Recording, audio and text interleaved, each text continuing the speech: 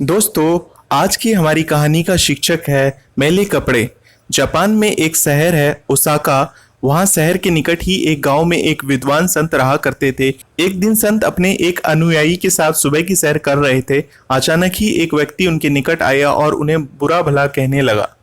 उसने संत के लिए बहुत सारे अपशब्द कहे, लेकिन संत फिर भी मुस्कुराते हुए चलते रहे।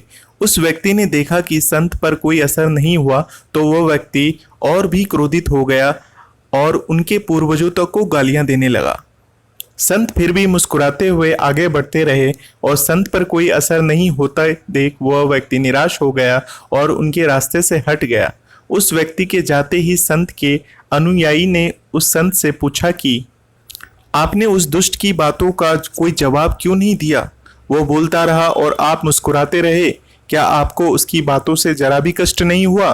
संत कुछ नहीं बोले और अपने अनुयायी को अपने पीछे आने का इशारा किया। कुछ देर चलने के बाद वो दोनों संत के कक्ष तक पहुंच गए। उससे संत बोले, तुम यहीं रुको, मैं अंदर से अभी आया। कुछ देर बाद संत अपने कमरे से निकले तो उनके हाथों में कुछ मैले कपड़े थे।